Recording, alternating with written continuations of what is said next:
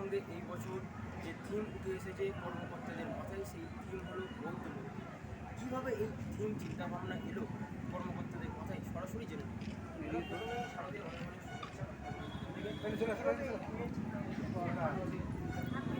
এই চিন্তাভাবনাটা হচ্ছে এই যে পুজো কমিটি আছে, যে সমস্ত পুজো কমিটির আমাদের যে প্রগতির সঙ্গে যারা আছে, এরা এরা নতুনত্ব কিছু করতে চায়। তো আগামী গত বছরে এরা একটা রকমের থিম করেছে, এবছরে এদের চিন্তাভাবনা নিয়েছে যে নেপালের যে কাঠমান্ডু, সেই কাঠমান্ডু এবং বৌদ্ধ মূর্তি দিয়ে এর নতুন একটা থিম আনতে চেয়েছে, যেটা বাংলায় একটা দারুণ আলোড়নের সৃষ্টি করে। সেরকম একটা পরিকল্পনা নিয়েছে। আগামী দিনে আরও ওদের চিন্তাভাবনা আছে। এবং এই যে প্রতিমা সুন্দর হয়েছে এবং মানুষের কতটা সাড়া পাচ্ছে। মানুষের সারা বলতে আগামীকাল আমরা অর্থাৎ দেখেছি ষষ্ঠী থেকে সপ্তমী পর্যন্ত প্রচুর মানুষের সমাগম। এখানে যেভাবে লাইন পড়ে গেছিলো, তো মানে বিশেষ করে সবচেয়ে ধন্যবাদ জানাবো এই কারণে, কারণ আকাশ পরিষ্কার। এই আকাশটা পরিষ্কার আছে বলে প্রচুর মানুষের সমাগম হচ্ছে। আগামী দিনে আশা করি যদি এরকম যে থাকে, নবমীতেও প্রচুর মানুষের হবে। এবং এই যে মানুষের এত ভিড় হচ্ছে, সেই ভিড় সামলানোর জন্য কী ব্যবস্থা হবে?